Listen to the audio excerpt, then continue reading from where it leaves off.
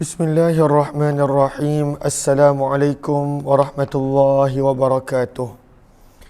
Bismillah, alhamdulillah, wassalatu wassalamu ala habibillah Sayyidina Muhammad ibn Abdillah wa ala alihi wa sahbihi wa mawala.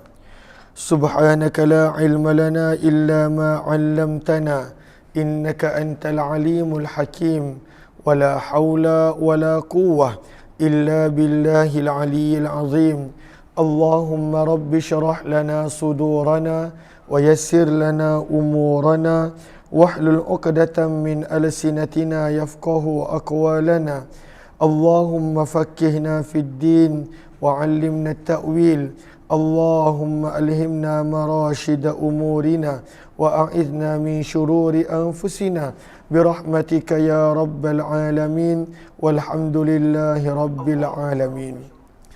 Alhamdulillah, alhamdulillah, syukur kepada Allah Subhanahu wa taala di atas segala nikmat, pemberian dan kurniaan.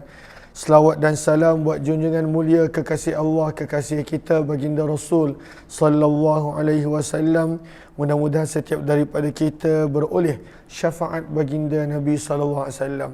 Ahlan-ahlan kepada sahabat-sahabat yang berada di ruangan TikTok, ahlan-ahlan Ummi Abi, kemudian Miss Lailuddin, Snow White dan juga semua sahabat-sahabat yang lain. Waalaikumsalam warahmatullahi wabarakatuh kepada yang memberi salam.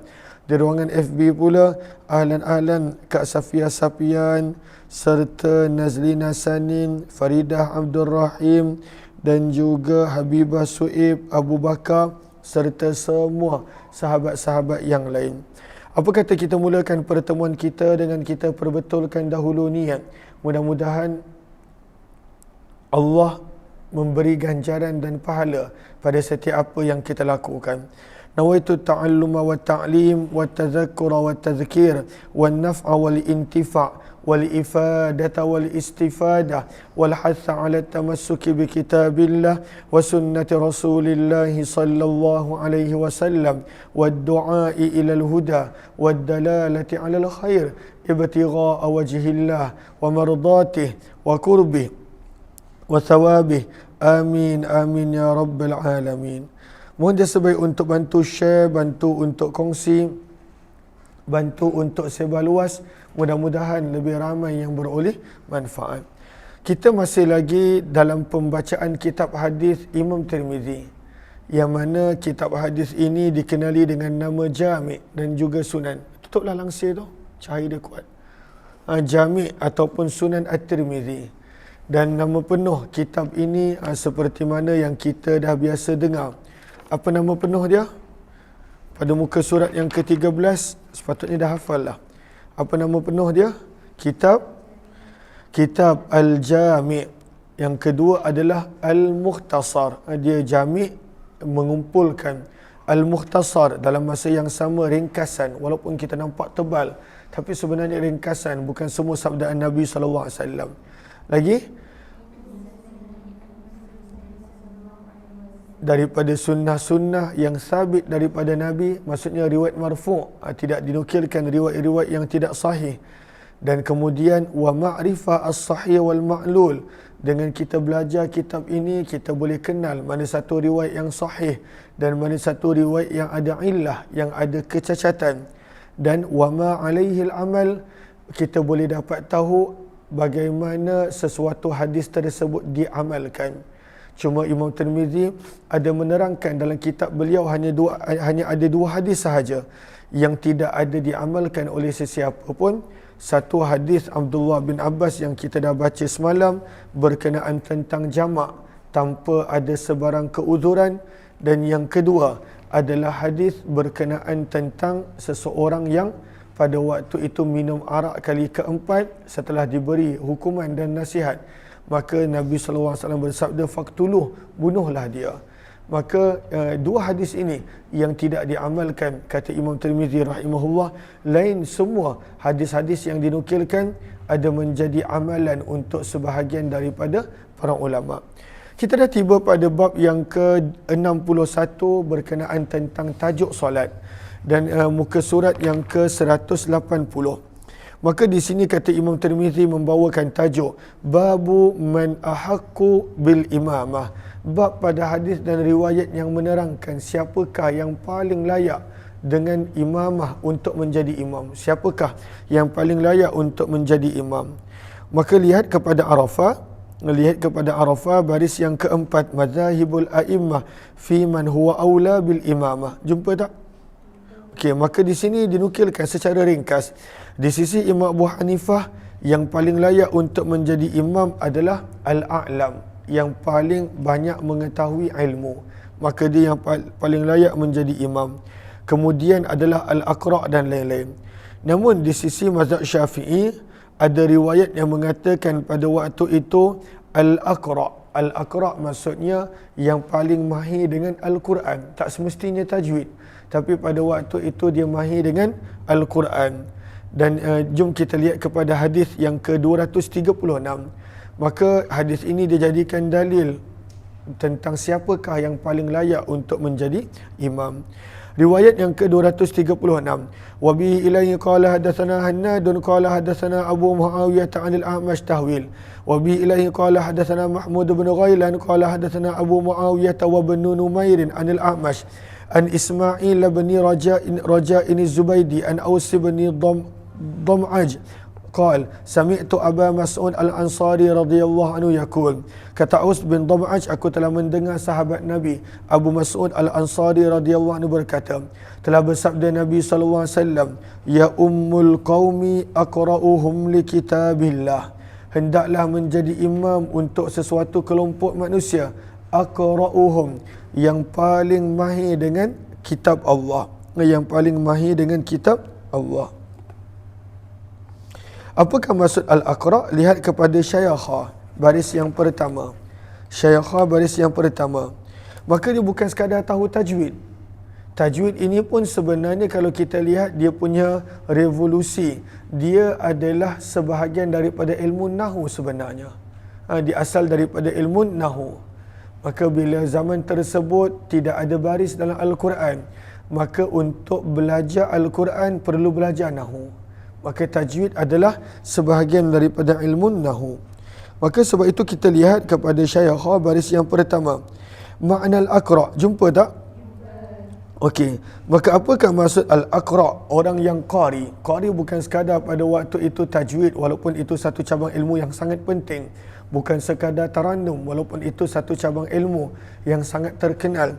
Tapi kata para ulama, al-aqra' yang dimaksudkan dalam hadis yang layak menjadi imam adalah seorang yang mengetahui tentang secara terperinci ilmu Al-Quran, hukum akam Al-Quran. Dia mahir pada waktu itu tentang kefarduan dan kewajipan dan lain-lain. Bukanlah pada waktu itu dia sekadar hafal ataupun mahir tajwid, tidak. Tetapi yang paling penting, dia mesti tahu hukum-hukum asas berkenaan tentang solat, tentang taharah dan juga lain-lain. Maka yang paling banyak pengetahuan tentang Al-Quran, dia yang akan didahulukan sabda Nabi. Fa in kanu fil qiraati sawa, kalaulah semua orang daripada sudut qiraah, daripada sudut Al-Qurannya adalah sama, fa a'lamuhum bisunnah, maka yang paling mengetahui tentang hadis-hadis Nabi sallallahu alaihi wasallam. Nombor 2. Fa in kanu fi sunnati sawa, kalaulah pengetahuan mereka tentang sunnah adalah sama, fa aqdamuhum hijrah, maka yang paling awal melakukan hijrah untuk agama. Fa in kanu fil hijrati sawa, kalaulah mereka ini pada hijrah adalah sama, maka yang paling tua, fa aktsaruhum sinna. Wala ya ummur rajul, sabda Nabi, dan tidak boleh seseorang itu menjadi wala ya ummur rajul fi sultanih, wala yu'ammur rajul, dan tidak boleh seseorang itu menjadi makmum fi sultanih, di dalam pemerintahannya. Apakah maksud ini? Lihat kepada Sahara. Lihat kepada Sahara, ay fi mawdi'i bimulki, fi mawdi'in yamlikuhu aw yatasallatu alaihi bitasarruf. Maka kalaulah seseorang itu dia berada dekat tempat yang dia miliki, maka dia yang layak jadi imam. Sebab itu kalaulah berada dekat mana-mana tempat pemimpin negara, sultan ataupun raja, maka pada waktu itu kalau nak, mereka yang lebih layak menjadi imam. Kalaulah contoh seseorang tuan rumah ataupun tuan tanah, ada solat jemaah dibuat di tempat dia, maka dia yang lebih layak untuk menjadi imam. Kecuali lah kalau diizinkan orang lain untuk jadi imam. Wala yu'ammur rajul, dan tidak boleh menjadi makmum seseorang fi sultanih, pada jajahan kekuasaan dia, pada tempat yang dimiliki. Wala yujlasu ala takrimatihi, dan tidak boleh seseorang itu duduk di atas tempat yang dikhususkan untuk tuan rumah, fi baitihi, di rumahnya, illa biiznih, kecuali dengan izin dia. Apakah maksud takrimah? Lihat kepada Sahara, ay maudi'un khas, tempat khusus yang dikhususkan untuk tuan rumah duduk, sama ada alas ataupun kerusi dan lain-lain.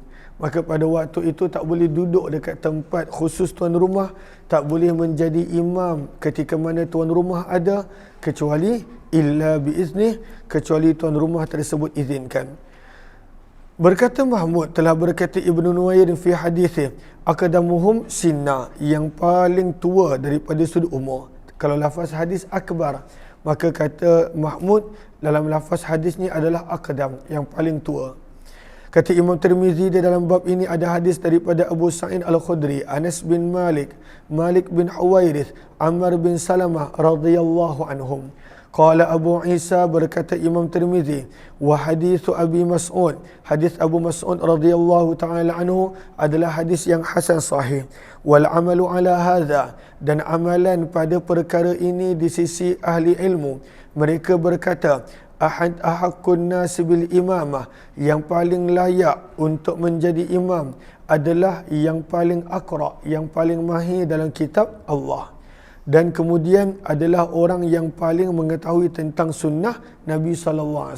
Termasuklah orang yang faqih dalam kategori ini. Wa qalu, dan mereka berkata, sahibul manzil, tuan rumah ataupun tuan tanah, ahaqqu bil imamah, lebih layak menjadi imam, walaupun ada orang yang lebih bagus bacaan pengetahuan daripada dia. Wa qala ba'duhum, dan ada yang berkata, idza adina sahibul manzil, apabila pemilik tanah, pemilik rumah mengizinkan li ghairihi, untuk orang lain menjadi imam, fala ba'sa an yusalliya bih, maka tidak mengapa untuk orang lain menjadi imam. Wa karihahu ba'duhum, dan ada yang mengatakan tak boleh walaupun tuan rumah izinkan. Wa qalu, dan mereka berkata as-sunnah, yang sunnahnya adalah ay yusalliya sahibul bait, tuan rumah juga yang kena menjadi imam. Berkata Imam Ahmad bin Hanbal, wa qaulun Nabi, dan sabda Nabi sallallahu alaihi wasallam, la yu'ammur rajulu fi sultanih, janganlah seseorang itu menjadi makmum di dalam jajahan dan pemerintahannya, wala yujlasu ala takrimatih, dan janganlah pada waktu itu ada yang duduk dekat tempat yang dikhususkan untuknya di rumahnya, kecuali dengan izin dia. Maka kata Imam Ahmad bin Hanbal, fa iza azina, maka perkataan izin, maka apabila tuan rumah izinkan, fa arju annal izna fil kul, maka sesungguhnya izin tersebut pada semua. Maksudnya bukan sekadar pada tempat duduk aja. Maksudnya perkataan Nabi illa biiznih, marja'nya kembali kepada semua. Kalaulah tuan rumah izinkan untuk orang lain jadi imam, maka pada waktu itu boleh. Lalu perbezaan pendapat terjadi bila para ulama menafsirkan perkataan sabdaan Nabi illa biiznih, kecuali tuan rumah izinkan. Maka izinkan tu tahap mana? Maka majoriti para ulama menyebut kembali kepada semua. Maksudnya, kalaulah tuan rumah itu dia tak nak jadi imam, diizinkan orang lain jadi, boleh. Kerana ada di hujung hadis illa biiznih. Kalaulah pada waktu itu ada orang yang dia nak suruh duduk dekat tempat dia yang khusus, boleh. Kerana ada perkataan illa biiznih. Ada sebahagian mengatakan tidak. Illa biiznih itu hanya kembali kepada jangan duduk di tempat duduk dia.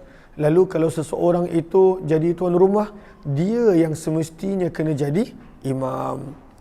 Namun kata Imam Ahmad bin Hanbal, fa arju, maka aku berharap sesungguhnya lafaz izin yang ada dalam hadis tadi fil kul adalah untuk semua. Walam yara bihi ba'sa, dan Imam Ahmad bin Hanbal menganggap tidak mengapa idza azina lahu an yusalliya bih, bila tuan rumah mengizinkan seseorang itu untuk menjadi imam, untuk dia memimpin solat. Jelas ke jelas? Bab yang ke-62. Bab maja'a, bab pada hadis dan riwayat yang datang berkenaan. Idza amma ahadukumun nas, apabila salah seorang daripada kamu menjadi imam untuk manusia, falyukhaffif, maka hendaklah dia ringankan solat dia. Imam kena ambil berat tentang keadaan makmum, maka hendaklah dia ringankan solat dia. Walaupun masya-Allah dia hafal Quran, dia boleh je baca satu juz, satu rakaat, boleh. Tapi pada waktu itu dia perlu untuk ambil berat tentang makmum dia. Baca Arafah, perenggan yang terakhir, zuhurut takhfif. Nampak tak? Zuhurut takhfif, jumpa ke tidak? Gariskan tu. Zuhurut takhfif, maksud daripada meringankan solat, nak meringankan dekat mana? Kata para ulama, innama yakunu fil qiraah, maka ringankanlah pada bacaan. Baca surah-surah yang pendek. Bukan maksudnya pada waktu itu pendekkan rukuk dan sujud, sebab rukuk dan sujud memang 3 tasbih. Tetapi maksudnya pada waktu itu adalah pendekkan bacaan Al-Quran ketika mana berdiri menjadi imam. Maka hadis yang ke-237. وبه إليه قال حدثنا قتيبة قال حدثنا المغيرة بن عبد الرحمن عن أبي الزناد عن الأعرج عن أبي هريرة رضي الله عنه, daripada Abu Hurairah radhiyallahu taala anhu, anna Nabiy sallallahu alaihi wasallam qaal, sesungguhnya baginda Nabi sallallahu alaihi wasallam bersabda, idza amma ahadukumun nasa, apabila menjadi imam salah seorang daripada kamu untuk manusia, untuk orang ramai, maka Nabi bersabda, falyukhaffif, maka hendaklah dia meringankan. Jangan solat pada waktu itu terlalu panjang sehingga meresah dan menggelisahkan jemaah. Sabda Nabi, falyukhaffif, maka ringkaskanlah. Kenapa? Sebab dia kena ambil berat tentang makmum di belakang dia. Fa inna fihimus saghir, sabda Nabi, kerana sesungguhnya pada jemaah kamu, makmum kamu, ada yang kanak-kanak, wal kabir, ada yang tua, wal dhaif, ada yang lemah, wal marid, dan ada yang sakit. Fa idza shalla wahdah, maka apabila apabila kamu solat bersendirian, falyusalli, maka solatlah kaifa sya', bagaimana yang kamu kehendaki. Bila solat berjemaah, ringankan. Kalau nak panjang, maka sewaktu solat bersendirian. Maka daripada sini juga kita nampak pada waktu itu berkenaan perkara-perkara yang lain. Seperti pada waktu itu daripada sudut doa, daripada sudut lain-lain, bila jadi imam, maka pendekkanlah, ringankanlah. Bila sendirian, maka pada waktu itu terpulang. Kalau kita nak panjang. Baca kepada syaikha, falyusalli kaifa sya', apakah maksud sabdaan Nabi? Maka hendaklah dia solat sendirian bagaimana dia suka. Apakah maksud sabdaan Nabi? Maka kata para ulama, maksudnya adalah pada waktu itu, yakni idza kana imaman, bila jadi imam, falyukhaffif, maka ringankan. Wa in kana wahdah, bila bersendirian, falyusalli kaifa sya', maka terpulang dia nak solat bagaimana. Apakah maksudnya? Bi tatwilil qiraah, sama ada dia nak panjangkan bacaan ataupun nak pendekkan. Bukanlah pada waktu itu dia boleh solat pada waktu itu dekat waktu yang mana dia suka, bagaimana dia suka, tidak. Hanya daripada sudut memanjangkan bacaan ataupun memendekkan bacaan, dan juga lain-lain daripada sujud rukuk dan sebagainya. Maka kata Imam Tirmizi, dan di dalam bab ini ada hadis yang lebih kurang sama seperti riwayat tadi daripada Adi bin Hatim, Anas bin Malik, Jabir bin Samurah, Malik bin Abdullah, Abu Waqid, Uthman bin Abil As, Abu Mas'ud, Jabir bin Abdullah dan juga Abdullah bin Abbas radhiyallahu anhuma. Berkata Imam Tirmizi, hadis Abu Hurairah yang kita baru baca tadi adalah hadis yang hasan sahih, dan ianya adalah pandangan majoriti ahli ilmu. Ikhtaru, mereka memilih bahawa imam tidak patut memanjangkan solat. Alla yutilal imamus salah. Imam tak patut memanjangkan solat. Dia patut ambil berat tentang keadaan jemaah yang berada di belakangnya. Kenapa imam tak patut panjangkan solat? Makhafata, risau dan mengambil berat, al-masyaqqah, beban yang ditanggung oleh orang-orang yang lemah. orang-orang yang lemah. Al-kabir, orang yang telah tua. Al-marid, orang yang sakit. Walaupun mereka sakit dah tua, mereka tetap nak solat berjemaah, maka ringankanlah solat sebagai imam. Kata Imam Tirmizi, ada perawi yang namanya Abu Zinad. Siapakah beliau? Namanya adalah Abdullah bin Zakwan. Az-Zinad ni banyak kali kita dengar. Siapa nama beliau? Abdullah bin Zakwan. Sementara Al-A'raj pula beberapa kali dah kita baca. Siapakah nama Al-A'raj? Abdul Rahman bin Hurmuz Al-Madini. Dikenali juga dengan kunyah Abu Daud. Riwayat yang ke-238, wa bihi ilaihi qala hadatsana Qutaibah qala hadatsana Abu Awanah an Qatadah an Anas radhiyallahu anhu. Daripada Anas bin Malik radhiyallahu anhu, beliau berkata, kana Rasulullah sallallahu alaihi wasallam, adalah Nabi sallallahu alaihi wasallam, min akhaffin nasi salatan fi tamam, adalah imam yang paling ringkas namun sempurna sewaktu menjadi imam. Nabi ringkas tetapi sempurna, lengkap pada waktu itu solat Nabi sallallahu alaihi wasallam, tapi ringkas, mengambil berat tentang keadaan makmum yang berada di belakang. Kata Imam Tirmizi, hadis ini adalah hadis yang hasan sahih. Bab yang ke-63, Imam Tirmizi membawakan tajuk. Hadis ni kita dah baca, berkenaan tentang permulaan dan pengakhiran solat. Permulaan solat ditakbirkan dengan at-tahrim. Maksudnya perbuatan yang mana menjadikan banyak perkara menjadi haram, tak boleh buat. Tak boleh bercakap ketika mana dah mula solat, haram. Tak boleh bergerak banyak ketika mana dah mula solat, haram. Maka perbuatan mula solat dikenali sebagai at-tahrim, di mana kebanyakan perkara tak boleh dan menjadi haram untuk dibuat. Sementara perbuatan keluar solat dipanggil at-tahlil. At-tahlil maksudnya menjadi halal, iaitu benda-benda yang pada awalnya tak boleh buat ketika mana dah angkat takbir, dah boleh buat ketika mana memberi salam. Maka sebab itu kata Imam Tirmizi, babu majaa, bab hadis dan riwayat yang datang berkenaan tahrimis salah, permulaan solat, wa tahliliha, dan pengakhiran solat. Daripada mana solat bermula dan bilakah solat itu dianggap sudah selesai.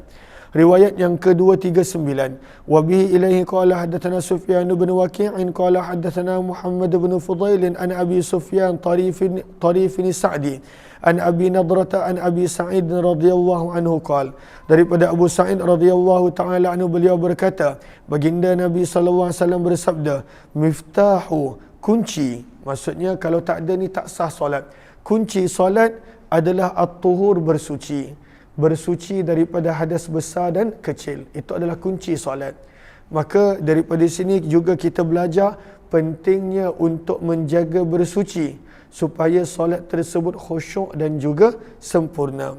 Wa tahrimuha, sabda Nabi, dan permulaan solat at-takbir adalah sewaktu angkat takbiratul ihram. Angkat je takbiratul ihram, Allahu Akbar, maka telah bermula solat. Adapun sebelum daripada itu, seperti kebiasaan memperbaiki niat, melafazkan niat, dan juga membaca ayat-ayat yang tertentu, An-Nas dan lain-lain, maka pada waktu itu belum lagi masuk dalam solat. Bilakah bermulanya solat? Bila mengangkat takbir, sabda Nabi sallallahu alaihi wasallam. Wa tahliluha, dan berakhirnya solat bila? At-taslim, ketika mana memberi salam. Berakhirnya solat ketika mana memberi salam.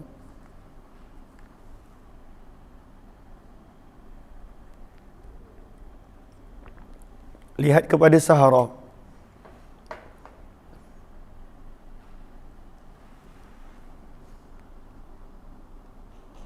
Okey, jumpa tak?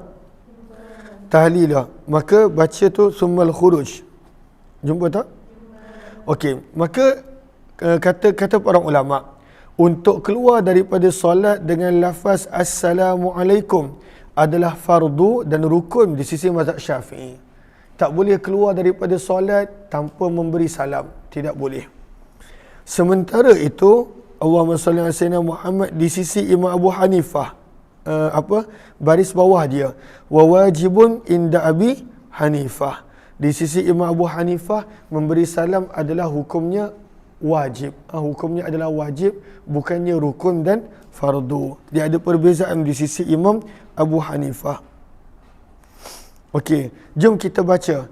Wala salata, dan sabda Nabi, dan tidak ada dan tidak sempurna solat liman lam yaqra, untuk orang yang tidak membaca alhamdulillahi rabbil alamin, surah Fatihah, wa suratin, dan surah fi faridatin, sama ada pada solat fardu, au ghairiha, ataupun solat yang lain-lain. Maka sabda Nabi tak sempurna kalaulah tak baca Fatihah dan surah.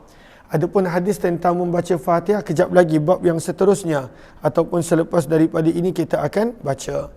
Maka sabda Nabi SAW, tidak sempurna solat tanpa Fatihah dan juga surah. Kata Imam Tirmizi, dan di dalam bab ini ada juga riwayat daripada Ali, Aisyah radhiyallahu anhum. Dan hadis Ali bin Abi Talib adalah lebih baik sanad dan lebih sahih berbanding daripada Abu Sa'id yang kita baca tadi. Wa qad katabnahu, dan kita, kata Imam Tirmizi, dan kami telah tuliskan pada awal kitab wuduk hadis Ali bin Abi Talib yang kita dah baca. Dah baca belum hadis ni kat awal tu? Miftahus salat at-tuhur wa tahrimuha at-takbir wa tahliluha at-taslim. Dekat bab wuduk kita telah baca. Dekat hadis yang nombor, cuba tengok hadis nombor berapa? Hadis nombor 3. Kita dah belajar dah riwayat Sayyidina Ali, miftahus salat at-tuhur wa tahrimuha at-takbir wa tahliluha at-taslim. Maka riwayat Sayyidina Ali yang lebih kurang sama kita dah baca pada hadis yang ketiga. Sekarang ni kita hadis yang ke-239 kita dah baca. Maka kata Imam Tirmizi, hadis Sayyidina Ali lebih kuat, lebih baik sanad berbanding daripada hadis Abu Sa'id Al-Khudri yang kita baca tadi. Wal amalu alaihi, dan amalan pada perkara ini di sisi ahli ilmu daripada kalangan sahabat Nabi SAW dan orang-orang selepas mereka adalah pada waktu itu perlu untuk Allahumma salli ala Sayyidina Muhammad, memulakan solat dengan takbiratul ihram dan mengakhirkan solat dengan salam. Itu adalah pandangan majoriti ulama. Dan inilah pegangan Sufyan Ats-Tsauri, Abdullah bin Mubarak, Asy-Syafi'i, Ahmad, Ishaq bin Hanbal. Inna tahrimas salah, bermulanya solat dengan takbir. Wala yakunu rajul, dan tidaklah seseorang itu dah dikira masuk ke dalam solat kecuali hanya dengan takbir. Takbiratul ihram, Allahu Akbar, baru dikira masuk ke dalam solat. Berkata Imam Tirmizi, muka surat 183, berkata Imam Tirmizi, aku telah mendengar Abu Bakar Muhammad bin Aban, ini bukan Imam Bukhari, ini Muhammad bin Aban, berkata, aku telah mendengar Abdurrahman bin Mahdi berkata, law iftatahar rajulus salata, kalaulah seseorang itu dia nak mulakan solat dia bitis'i nasman min asma'illahi ta'ala, dengan lebih dari dengan 90 nama-nama Allah, Al-Qahar ke Al-Jabbar ke apa. Ini mengikut pandangan Abdurrahman bin Mahdi. Walam yukabbir, namun dia tidak menyebut Allahu Akbar. Lam yujzihi, maka pada waktu itu tidak mencukupi. Dia mesti takbir juga. Sebab dalam hadis Nabi sebut, wa tahrimuhat takbir, mesti sebut dengan perkataan Allahu Akbar. Cuma ni dalam fiqh ada lebih detail. Kalaulah ada tambah lam Allahul Akbar, boleh ke tidak? Dan sebagainya, itu perbincangan di dalam fiqh. Wa in ahdatha, dan kalaulah seseorang itu dia hadas sebelum sempat memberi salam, maka kata Abdurrahman bin Mahdi, amartuhu, aku akan memerintahkannya untuk berwuduk, kemudian kembali ke tempatnya dan memberi salam. Ini mas'alatul bina'. Mas'alatul bina ada dalam mazhab Imam Abu Hanifah dengan syarat-syarat dia. Bila seseorang itu batal salat, maka dia boleh pergi ambil wuduk dan sambung semula solatnya tanpa perlu mula daripada awal. Dikenali sebagai mas'alatul bina, permasalahan bina, tak silap saya, dan itu memang ada dalam pandangan Imam Abu Hanifah beserta dengan syarat-syarat dan dalil mereka. Dalam mazhab Syafi'i tak boleh. Bila batal solat, maka pada waktu itu kena mula semula daripada awal. Tapi ini pandangan Imam Abu Hanifah. Innamal amru ala wajhi. Sesungguhnya ketetapan adalah seperti yang telah diterangkan. Maksudnya tidak ada takwil-takwil bahawa maksud permulaan solat takbir, pengakhiran solat adalah salam, maka ianya seperti mana yang telah ditetapkan. Kata Imam Tirmizi. Wa Abu Nadrah, nama Abu Nadrah adalah Munzir bin Malik bin Quta'ah. Bab yang ke-64 berkenaan tentang nashril asabi', pada waktu itu merenggangkan jari, inda takbir, ketika mana takbir. Nasyara maksudnya pada waktu itu merenggangkan jari. Maka ketika mana takbir, jari tidaklah rapat habis, tetapi pada waktu itu direnggangkan. Babun, bab pada hadis dan riwayat berkenaan nashrul asabi', merenggangkan jari-jari ketika mana takbir.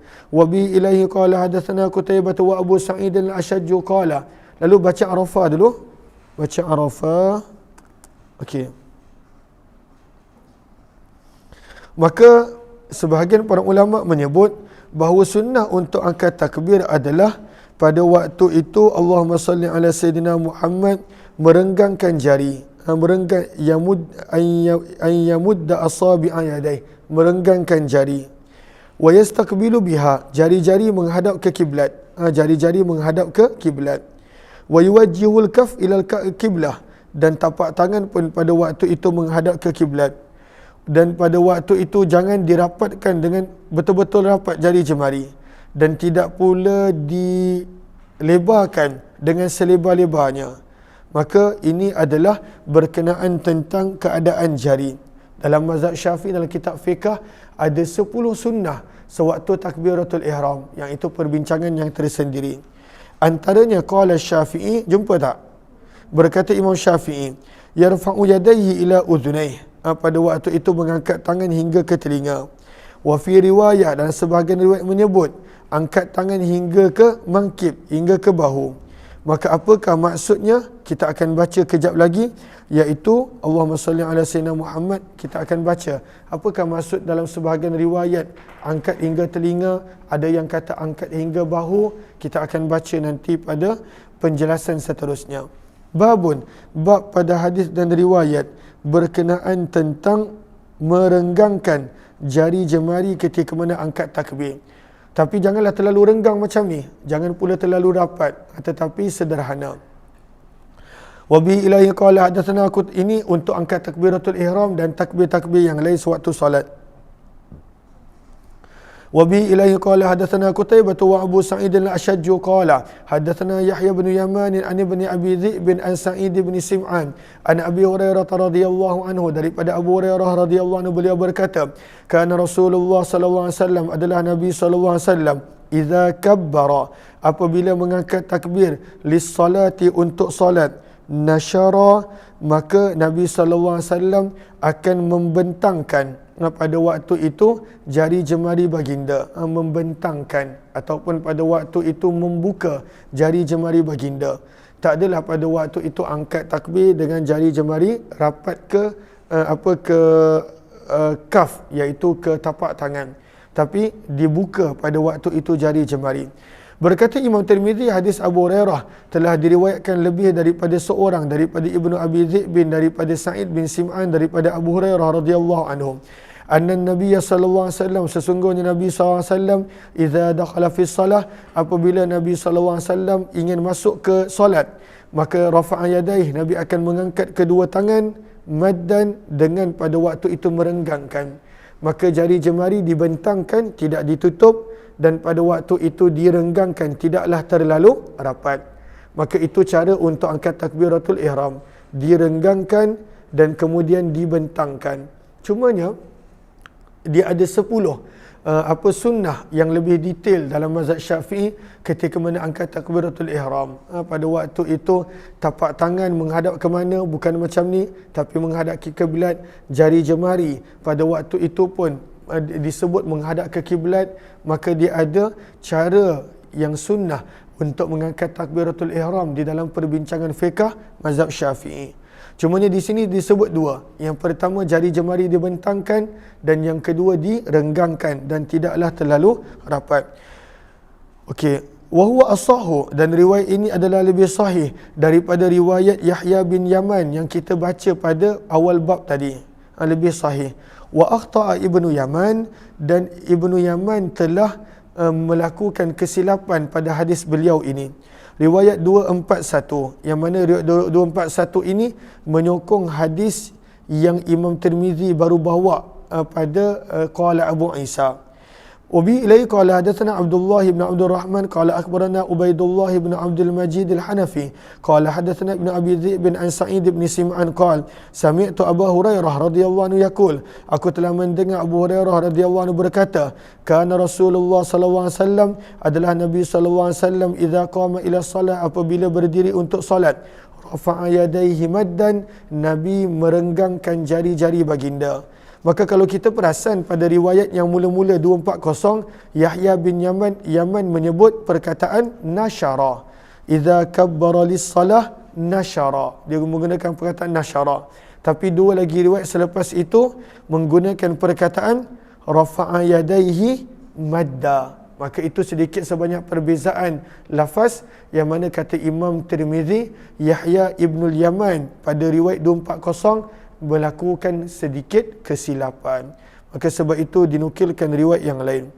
Qala Abu Isa, berkata Imam Tirmizi, qala Abdullah, berkata Abdullah, wa hadza asahhu min hadis Yahya bin Yaman, dan riwayat ini adalah lebih sahih daripada riwayat Yahya ibnu Yaman.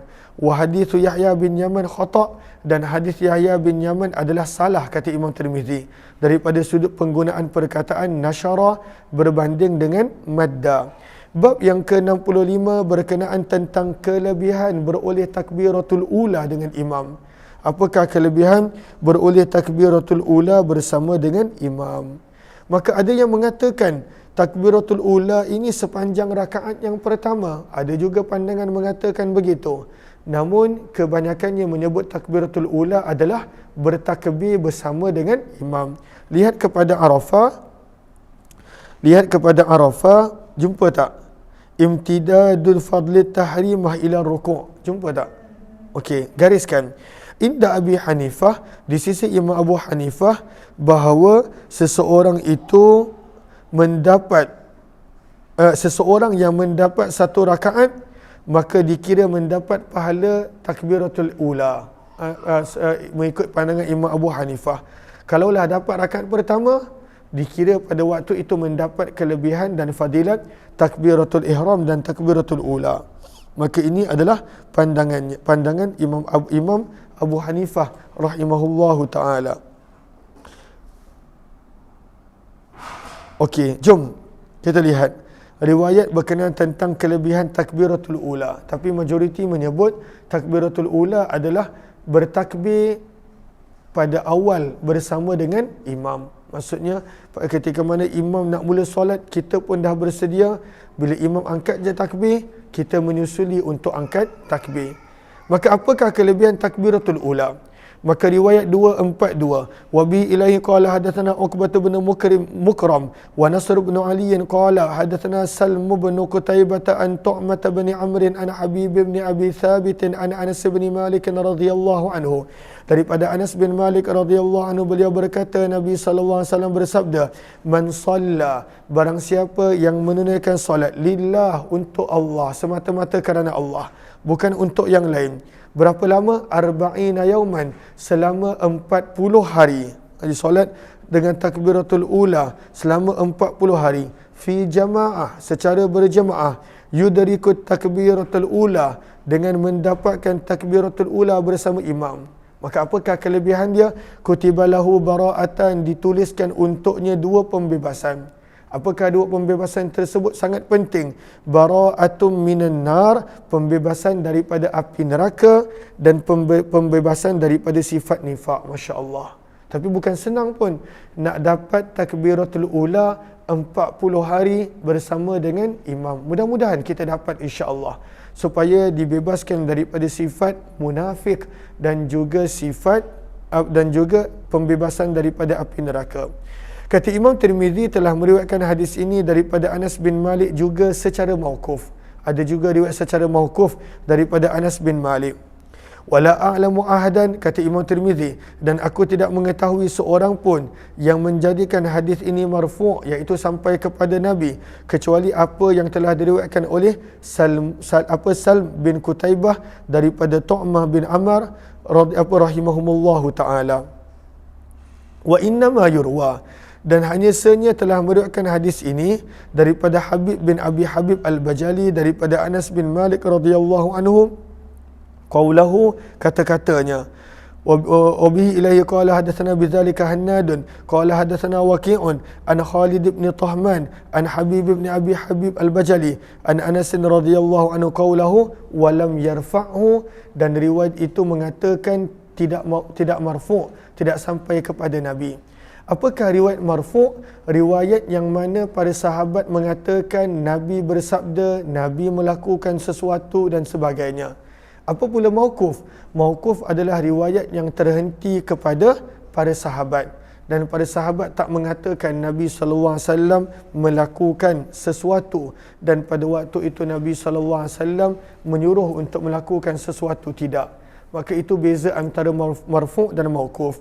Maka riwayat yang kita baca tadi marfu', tapi kata Imam Tirmizi, hanya satu sanad ini sahaja yang aku tahu, ianya adalah marfu' daripada Anas daripada Nabi, sementara riwayat yang lain mengatakan ianya adalah mauquf sampai kepada Anas bin Malik radhiyallahu anhu sahaja. Jelas ke jelas? Okey, muka surat 184. Warawa Ismail bin Ayyash, dan telah meriwayatkan Ismail bin Ayyash hadis ini daripada Umarah bin Ghaziyah daripada Anas bin Malik daripada Umar bin Khattab radhiyallahu anhu daripada Nabi sallallahu alaihi wasallam seumpama ini. Wa hadha haditsun ghairu mahfuz, namun hadis ini bukanlah terpelihara sanadnya, ianya adalah hadis yang mursal kerana Umarah bin Ghaziyah tidak sempat berjumpa dengan Anas bin Malik, maka ianya adalah hadis yang ada kecacatan, ianya adalah hadis mursal.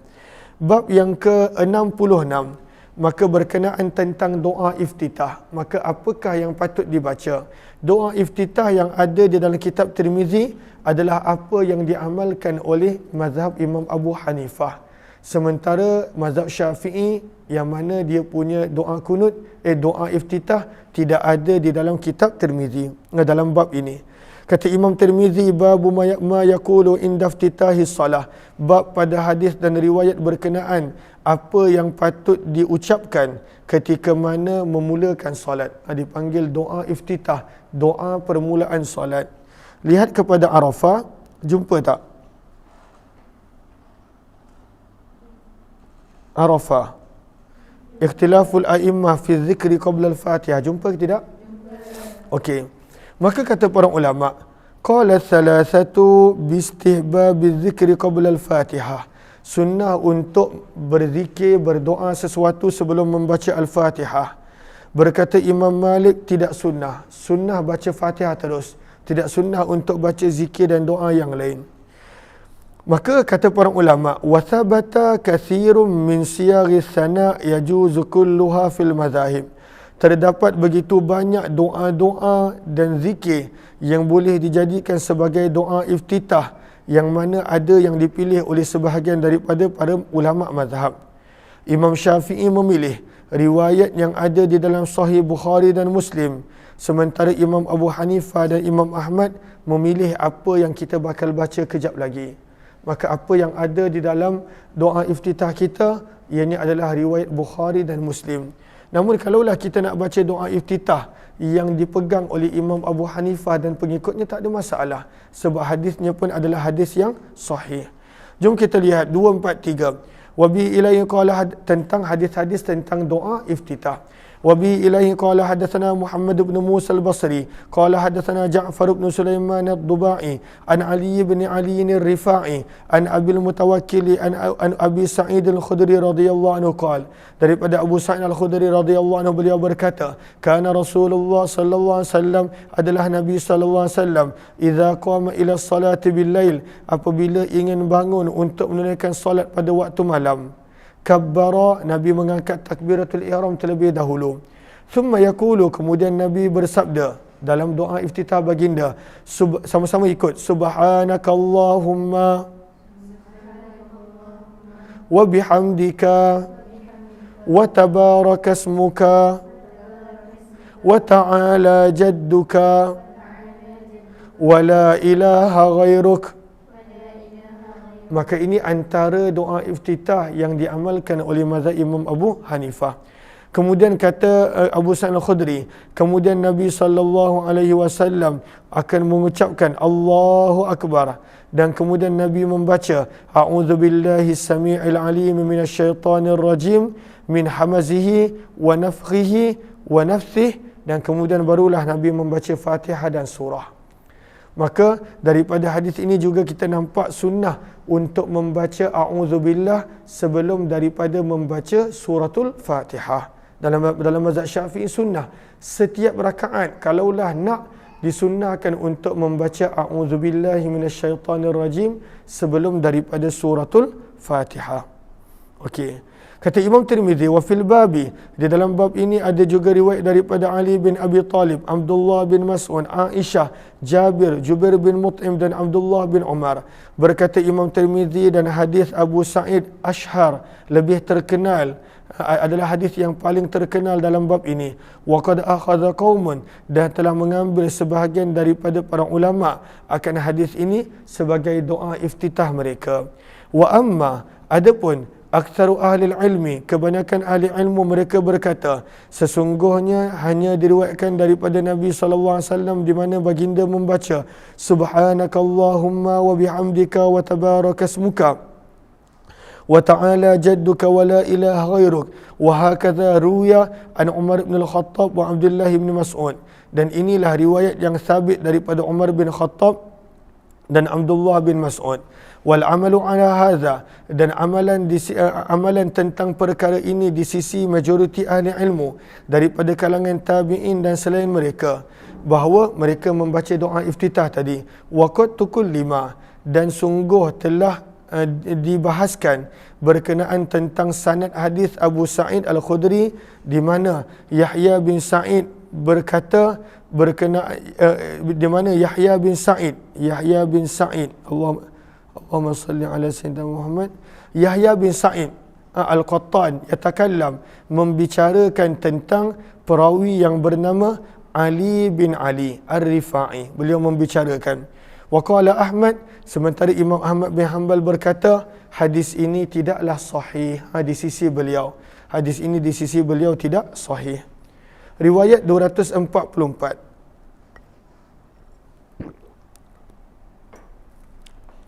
Wabi ilaihi qala hadatsana Hasan bin Arafah wa Yahya bin Musa qala hadatsana Abu Muawiyah an Harithah bin Abi Rijal an Amrah an Aisyah radhiyallahu anha qalat, daripada Ummul Mukminin Aisyah radhiyallahu anha beliau berkata, kana Nabi sallallahu alaihi wasallam, adalah Nabi sallallahu alaihi wasallam apabila ingin untuk memulakan solat selepas takbiratul ihram, maka Nabi membaca doa iftitah, Subhanakallahumma wa bihamdika wa tabarakasmuka wa ta'ala jadduka wa la ilaha ghairuk.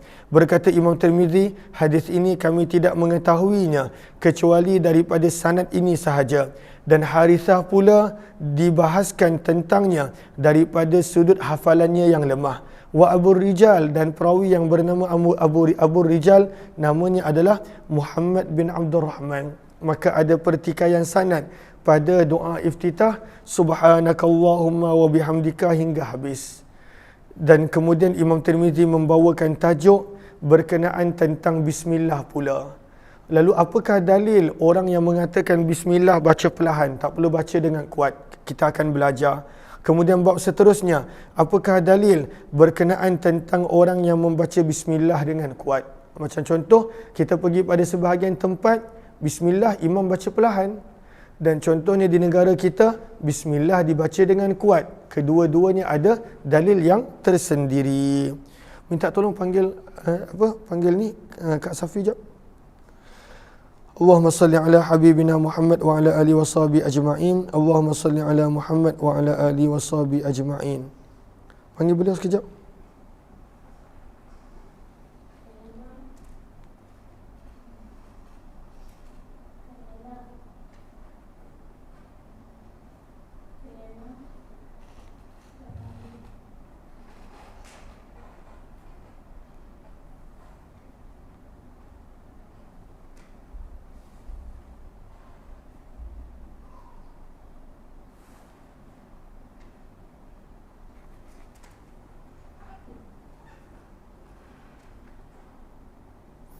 Okey.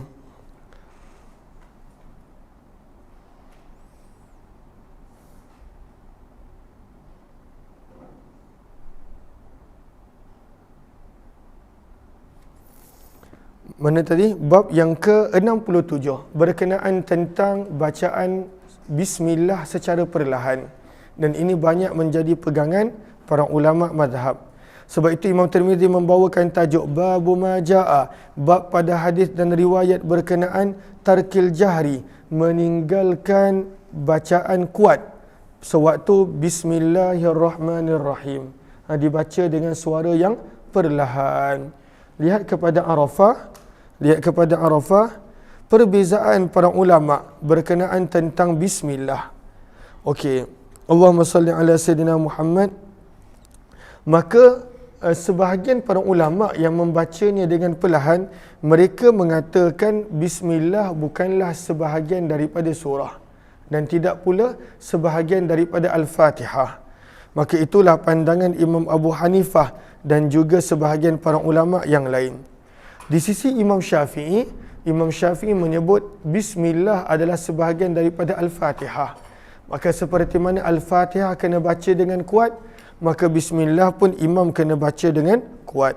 Maka itu perbahasan dan perbincangannya. Jom kita lihat hadis mengenai bismillah dibaca dengan perlahan. Riwayat 245. Wa bi ilaihi qala hadatsana Ahmad bin Mani'in qala hadatsana Ismail bin Ibrahim qala hadatsana Sa'idun al-Jurairi an Qais bin Abayah an ibn Abdullah bin Mughaffal qala sami'ani abi wa ana fi shalah. Kata anak Abdullah bin Mughaffal, ayahku telah mendengar. Siapakah nama anak dia? Lihat kepada Arafah, ta'yinu rawi mubham. Jumpa tak? Okey. Hahuna rawi mubham. Di sini ada seorang rawi yang tak dikenali. Dikenali sebagai anak lelaki Abdullah bin Mughaffal. Maka siapakah beliau? Maka disebutkan di sini, Allahumma salli ala Sayyidina Muhammad. Nama beliau adalah Yazid bin Abdullah bin Mughaffal. Jumpa tak? Maka namanya adalah Yazid bin Abdullah. Nama perawi ini adalah Yazid. Maka kata Yazid, ayahku telah mendengar sewaktu aku dalam solat membaca bismillahirrahmanirrahim dengan kuat. Sami'ani abi wa ana fi salati aqulu bismillahirrahmanirrahim. Maka ayahku terus, ayah dia sahabat Abdullah bin Mughaffal. Faqala li, maka ayahku telah berkata kepadaku, bunayya, wahai anak kesayanganku, muhdath, ini benda yang direka-reka. Jangan baca bismillah dengan kuat. Iyyaka wal hadath, jauhkanlah diri kamu daripada mereka-reka. Maka daripada hadis ini menjadi dalil pada waktu itu tidak boleh membaca bismillahirrahmanirrahim dengan kuat. Ya. Tak boleh membaca bismillahirrahmanirrahim dengan kuat. Ini dalil dia. Nanti kita akan belajar pula riwayat yang kata boleh baca dengan kuat. Qala, berkata Imam Tirmizi, walam ara, dan aku tidak melihat ahadam min ashabi Rasulillah sallallahu walam ara. Minta maaf, ini masih lagi Yazid punya riwayat. Qala, berkata Yazid, walam ara, dan aku tidak melihat ahadan, seorang pun daripada sahabat Nabi sallallahu alaihi wasallam yang sangat marah seperti mana ayahku marah ketika mana melakukan sesuatu perkara yang baru di dalam agama. Waqal, dan beliau berkata, iaitu Abdullah bin Mughaffal berkata, waqad sallaitu, dan aku pernah salat bersama dengan Nabi sallallahu alaihi wasallam, Abu Bakar dan Umar serta Uthman. Falam asma, maka aku tidak pernah mendengar seorang pun daripada mereka mengatakan bismillah dengan kuat. Maka kata Abdullah bin Mughaffal radhiyallahu anhu, fala taqulha, maka janganlah kamu membaca bismillah dengan kuat.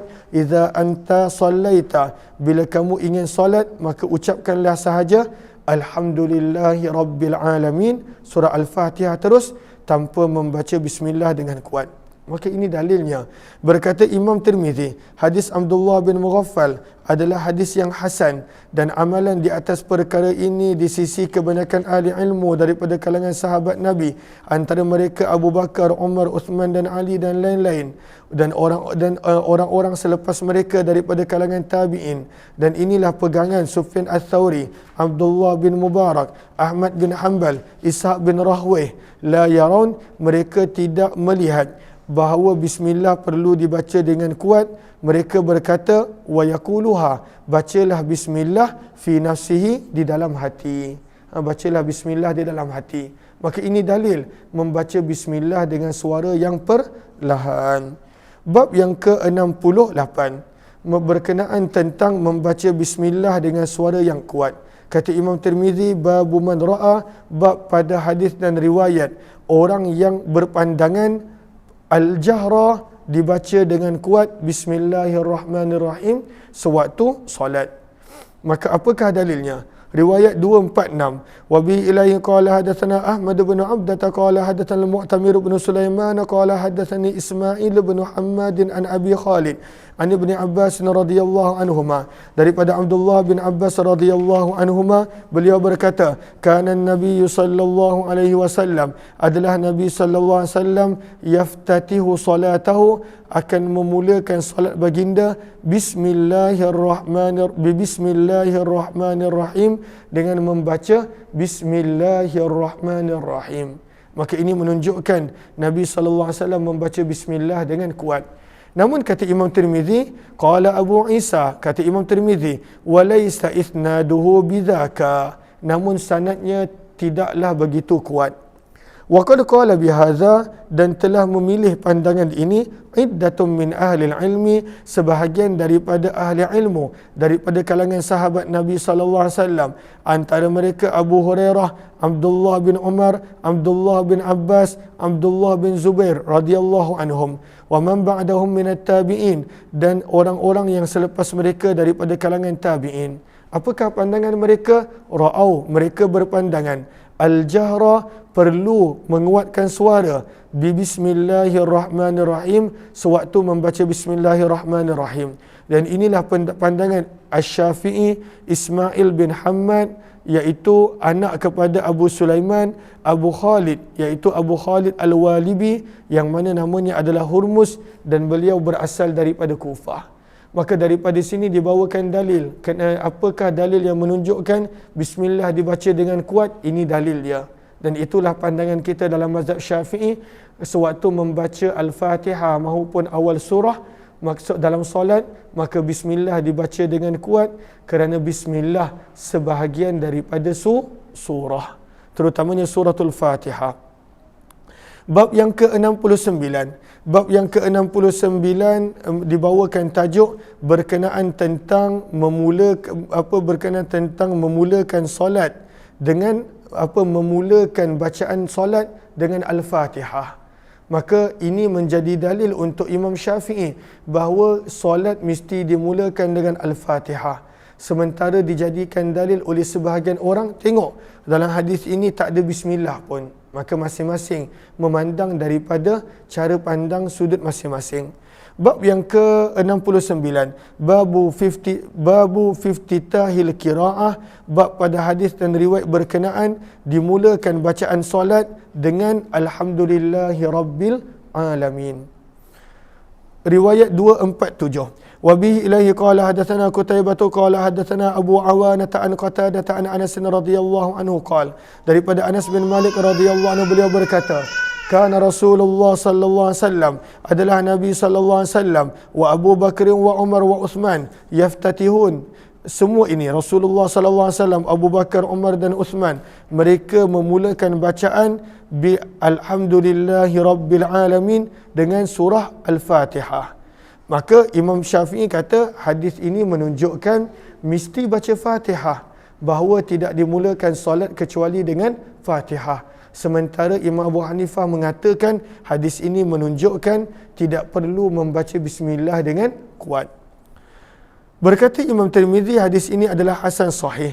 Wal amalu ala hadza, dan amalan pada perkara ini di sisi ahli ilmu daripada kalangan sahabat Nabi dan tabi'in dan orang-orang selepas mereka, kanu adalah mereka yastaftihun, memulakan bacaan solat dengan bacaan alhamdulillahi rabbil alamin.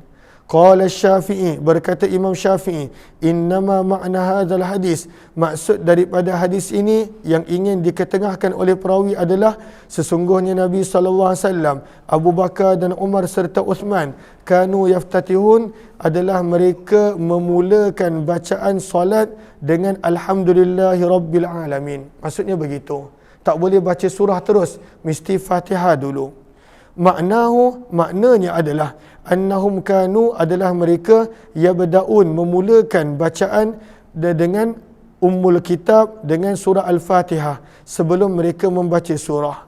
Kata Imam Syafi'i, walaysa ma'nahu, bukanlah maksud daripada hadis ini bahawa sesungguhnya mereka tidak membaca bismillah dengan kuat. Wa kana Syafi'i yara, kata Imam Tirmizi, adalah Imam Syafi'i berpandangan ayyubda'a bi bismillahirrahmanirrahim, bahawa perlu dimulakan bacaan dengan bismillahirrahmanirrahim dan ianya perlu dibaca dengan kuat apabila bacaan solat itu adalah kuat.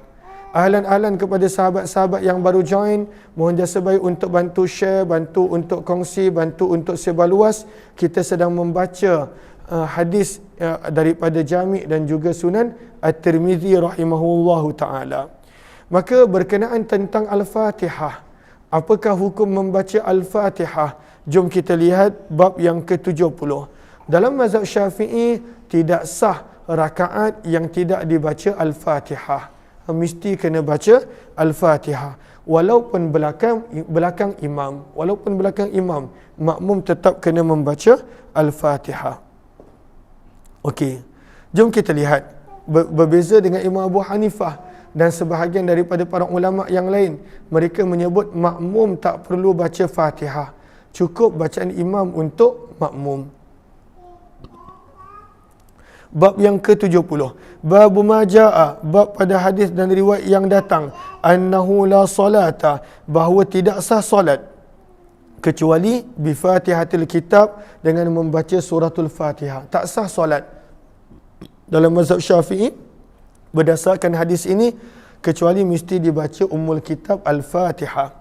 Riwayat yang ke-247, وبه إليه قال حدثنا ابن أبي عمر وعلي بن هجر قال حدثنا سفيان عن الزهري عن محمود بن الربيع عن عبادة بن الصامت رضي الله عنهم, daripada Ubadah bin Samit radhiyallahu anhu, daripada Nabi sallallahu alaihi wasallam, baginda bersabda, la salata, tidak sah solat. Ada sebahagian menterjemahkan tidak sempurna, lalu yang mengatakan tidak sah maksudnya tak boleh, mesti baca Fatihah pada setiap rakaat. Yang mengatakan tidak sempurna maksudnya boleh pada waktu itu untuk tidak baca Fatihah. Dalam mazhab Syafi'i tidak sah. Tidak sah solat liman lam yaqra, untuk orang yang tidak membaca Al-Fatihah ketika mana solat. Wa fil babi, dan di dalam bab ini ada hadis yang lebih kurang sama riwayatnya daripada Abu Hurairah, Aisyah, Anas bin Malik, Abu Qatadah, Abdullah bin Amr. Berkata Imam Tirmizi, hadis Ubadah bin Samit adalah hadis yang hasan sahih. Kata Imam Tirmizi, muka surat 188, wal amalu alaihi, dan amalan di atas perkara ini tentang Fatihah dalam solat, di sisi majoriti ahli ilmu daripada kalangan sahabat Nabi, antara mereka Umar bin Khattab, Jabir bin Abdullah, Imran bin Husain dan lain-lain, mereka berkata, la tujzi, tidak sah salatun salat, illa kecuali bi qiraati Fatihatil Kitab, mesti membaca surah Fatihah. Tak sah solat kecuali mesti baca surah Al-Fatihah. Dan inilah pandangan Abdullah bin Mubarak, Imam Syafi'i, Imam Ahmad dan juga Imam Ishaq bin Rahway, tak sah solat kecuali mesti dengan membaca Fatihah. Oleh sebab itu kita perlu untuk baca, kalaulah ada yang tak hafal, maka boleh usahakan untuk hafal suratul Fatihah. Bab yang ke-71 berkenaan tentang amin pula. Bila dah habis Fatihah, maka pada waktu itu datangnya amin. Maka apakah kelebihan menyebut amin selepas habis Fatihah? Jom kita lihat. Babu ma jaa fi ta'min, bab pada hadis dan riwayat yang datang berkenaan tentang amin. Baca Arafah ayat apa?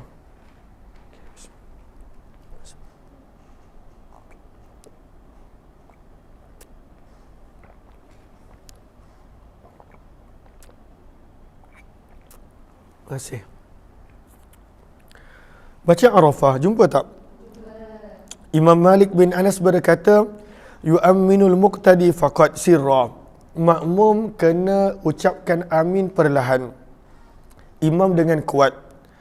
Dan begitu juga diriwayatkan daripada Imam Abu Hanifah, makmum amin secara perlahan, hanya imam pada waktu itu yang kuat. Okey, pandangan yang lain yang banyak diguna pakai oleh Imam Abu Hanifah adalah an ya'tiya bihil imamu wal muqtadi sirran. Imam dan muqtadi maksudnya makmum. Imam dan makmum kedua-duanya mesti membaca amin secara perlahan. Maka Imam Malik kata imam kuat, makmum perlahan. Imam Abu Hanifah kata imam dan makmum perlahan. Sementara mazhab Syafi'i pada waktu itu menyebut, dan ini menjadi amalan, wa fil qadim tu yang gariskan. Wa fil qadim jahruhuma, imam dan makmum pada waktu itu aminkan dengan kuat. Dan inilah pandangan Imam Ahmad bin Hanbal rahimahumullahu ta'ala. Okey, jelas ke jelas? Okey, jom lihat kepada hadis-hadis tentang amin pula. Riwayat 249, lalu amin, yang mana apakah maksud amin? Kita dah pernah lihat dalam sewaktu syarahan kitab Al-Adhkar Imam Nawawi rahimahullahu ta'ala. وبه إليه قال حدثنا بندار قال حدثنا يحيى بن سعيد وعبد الرحمن بن مهدي قال حدثنا سفيان عن سلمة بن كهيل عن حجر بن عنبس عن وائل بن حجر رضي الله عنه, daripada Wa'il bin Hujr radhiyallahu ta'ala anhu. Beliau berkata, aku telah mendengar Nabi sallallahu alaihi wasallam membaca ghairil maghdubi alaihim waladdallin. Nabi membaca penghujung surah Al-Fatihah, wa qala, dan Nabi bersabda amin, wa madda biha sautah, dan Nabi SAW memanjangkan dengannya suara baginda.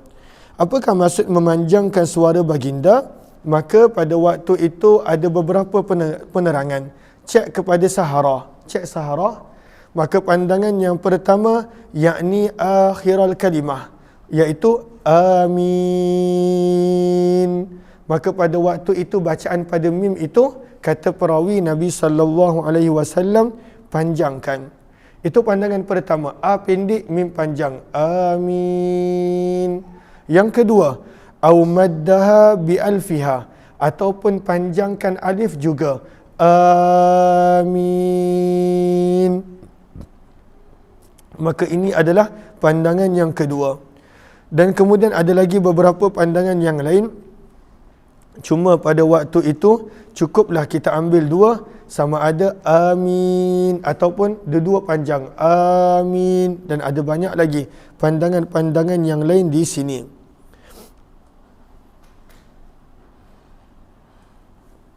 Okey, jom kita lihat. Maka Nabi SAW ketika mana membaca ghairil maghdubi alaihim waladdallin, maka Nabi mengucapkan amin. Wa fil babi, dan dalam bab ada juga riwayat daripada Ali bin Abi Talib dan Abu Hurairah radhiyallahu anhu. Berkata Imam Tirmizi, hadis Wa'il bin Hujr adalah hadis yang hasan, dan inilah pandangan lebih daripada seorang daripada kalangan ahli ilmu, daripada sahabat Nabi sallallahu alaihi wasallam, para tabi'in dan orang-orang selepas mereka. Yarawna, mereka berpandangan, ayyarfa'ar rajul, bahawa hendaklah seseorang itu meninggikan suara bitakmin ketika mana menyebutkan amin, wala yukhfiha, dan tidak memperlahankan suara. Wabihi, dan inilah pegangan Imam Syafi'i, Ahmad bin Hanbal dan Ishaq bin Rahway. Warawa Syu'bah, sementara itu Syu'bah pula meriwayatkan hadis ini daripada Salamah bin Kuhail, daripada Hujr Abil Anbas, daripada Alqamah bin Wa'il, daripada ayahnya Wa'il bin Hujr radhiyallahu anhu. Sesungguhnya Nabi SAW qara'a, telah membaca membaca ghairil maghdubi alaihim waladdallin, penghujung surah Al-Fatihah. Faqala, maka Nabi mengucapkan amin wa khafada, dan Nabi memperlahankan biha, ucapan amin tersebut, sautahu, suara baginda. Maka bagaimana? Ada riwayat Syu'bah mengatakan suara perlahan pula. Berkata Imam Tirmizi, aku telah mendengar Muhammad bin Ismail Al-Bukhari berkata, hadis Sufyan yang kita baca tadi adalah lebih sahih berbanding hadis Syu'bah berkenaan tentang perkara ini. Kata Imam Tirmizi, wa akhta'a Syu'bah, kerana Syu'bah telah melakukan kesilapan fi mawadhi'a, pada beberapa tempat, min hadzal hadis, daripada hadis ini. Sebagai contoh, Syu'bah berkata tentang perawi, iaitu an Hujr Abil Anbas, an Hujr Abil Anbas, padahal yang asalnya adalah wa innama huwa Hujr ibnul Anbas. Nampak tak? Gariskan tu. Sepatutnya perawi itu nama dia Hujr ibnul Anbas, tapi Syu'bah punya kesalahan banyak dalam hadis ini. Beliau menyebut Hujr Abil Anbas. Itu satu. Wa yukna Abas Sakan, dan beliau juga dikenali dengan gelaran Abu Sakan. Wazada fihi, dan Syu'bah menambah pada sanad ini, iaitu Alqamah bin Wa'il. Padahal tidak ada dalam sanad ini daripada Alqamah. Hanya yang ada adalah Hujr bin Anbas daripada Wa'il bin Hujr. Maka ada 3 kesalahan Syu'bah dalam hadis ini, walaupun riwayatnya sama. Yang pertama daripada Ibnu, beliau tukar kepada Abul Anbas. Yang kedua, beliau tambah perawi Alqamah bin Hujr yang tidak ada pada sanad yang lain. Dan yang ketiga, pada tempat suara kuat, beliau tertukar kepada khafadha, amin, dengan suara yang perlahan. Sebab itu kata Imam Bukhari bahawa riwayat ini tertolak, iaitu riwayat Syu'bah. Jelas ke jelas?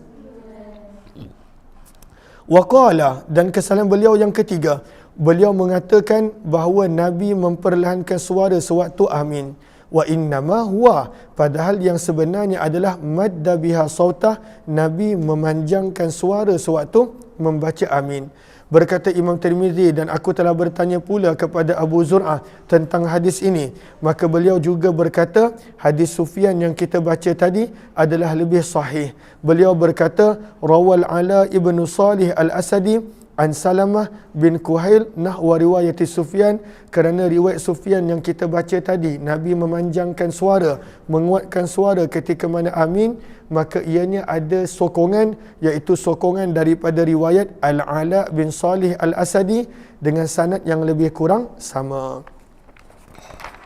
Berkata Imam Tirmizi, muka surat 190, حدثنا أبو بكر محمد بن أبان قال حدثنا عبد الله بن نمير عن العلاء بن صالح الأسدي عن سلمة بن كهيل عن هجر بن أنبس عن وائل بن حجر عن النبي صلى الله عليه وسلم, daripada Nabi SAW, hadis yang sama seperti Sufyan yang kita dah baca tadi, bahawa Nabi memanjangkan suara ketika mana membaca amin. Bab yang ke-72 berkenaan tentang kelebihan menyebut amin. Apa kelebihan menyebut amin? Jom kita lihat. Bab ma jaa fi fadli ta'min. Bab pada hadis dan riwayat berkenaan menyebut amin. Apakah kelebihan menyebut amin? Yang kitab hari tu Safinatun Najah ada yang hari tu. Tolong tengok kan yang hari tu ataupun yang lain. Okey. Apakah kelebihan menyebut amin? Ini adalah dalil dan riwayatnya. Wa bi ilayhi qala hadatsana Abu Quraib bin Muhammad bin Al-Ala qala hadatsana Zaid bin Hubab qala hadatsani Malik bin Anas qala hadatsana Zuhri an Sa'id bin Al-Musayyab wa Abi Salamah an Abi Hurairah radhiyallahu anhu anin Nabi sallallahu alaihi wasallam qala, daripada Abu Hurairah radhiyallahu anhu, daripada Nabi sallallahu alaihi wasallam baginda bersabda, idza ammana, apabila mengaminkan imam, fa'aminu, maka kamu turutlah mengaminkan. Bila imam sebut je amin, maka kamu pun sebutlah amin. Sabda Nabi sallallahu alaihi wasallam. Fa innahu, kerana sesungguhnya sabda Nabi, man wafaqa, barang siapa yang bertepatan, ta'minuhu, ucapan amin dia dengan amin para malaikat, maka akan ghufira lahu, akan diampunkan untuknya ma taqaddama min dzambih, dosa-dosanya yang terdahulu. orang yang amin dia pada waktu itu bertepatan dengan amin para malaikat, iaitu amin para malaikat bersama dengan imam, maka pada waktu itu akan diampunkan dosa-dosanya yang terdahulu. Kata Imam Tirmizi, hadis ini, hadis Abu Hurairah adalah hadis yang hasan sahih. Hadis yang hasan sahih. Bab yang ke-73 berkenaan tentang saktah sewaktu solat. Maka di sini dibawakan dua saktah. Dalam mazhab Syafi'i ada beberapa saktah. Jumpa tak, Fi? Okay, saya lupa nak bawa turun tadi buku dia.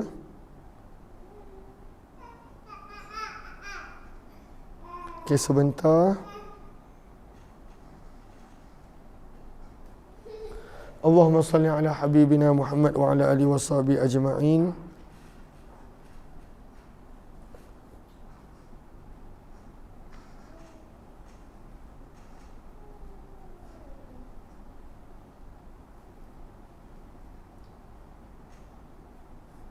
Okay. Tentang saktah dalam solat.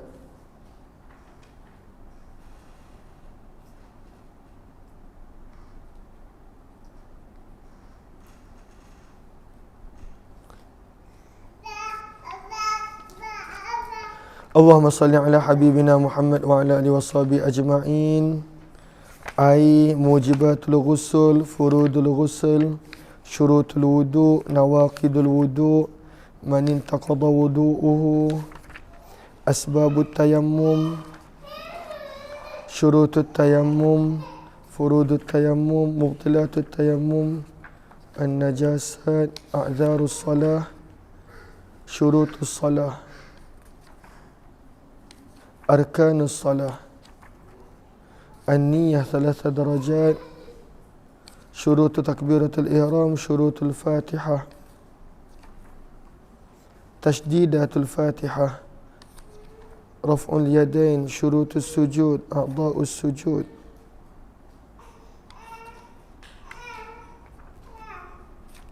Tashdidat, aqallus salam. Kat mana ada dibincangkan tentang saktah?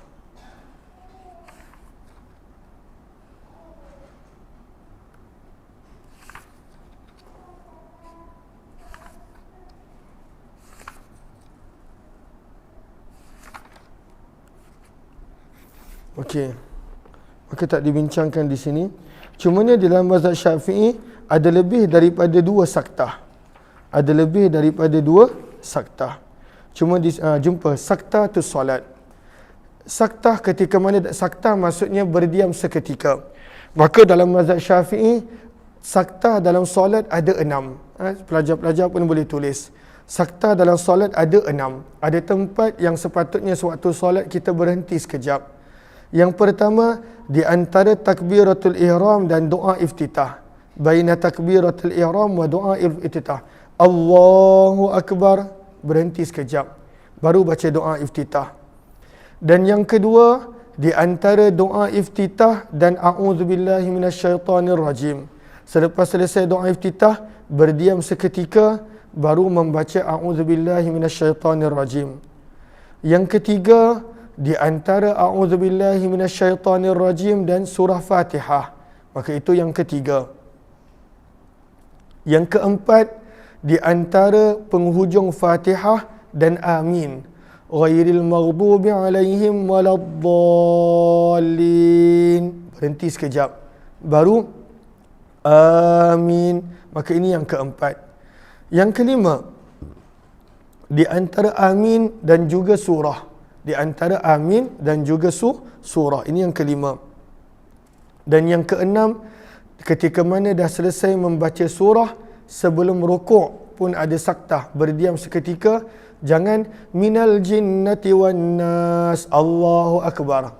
Maka dia ada saktah. Sunat untuk ada saktah di situ. Maka ini adalah 6 saktah di dalam mazhab Imam Syafi'i rahimahullahu ta'ala. Okey. Kata Imam Tirmizi, di sini Imam Tirmizi highlightkan 2 saktah. Bab pada riwayat dan hadis yang datang berkenaan as-saktatain, 2 saktah. Apakah 2 saktah tersebut? Lihat kepada Sahara. Jumpa tak? Sahara. Okey, gariskan. I'lam, ketahuilah anna saktatal ula, saktah pertama yang dimaksudkan adalah ba'da takbiri, selepas angkat takbir.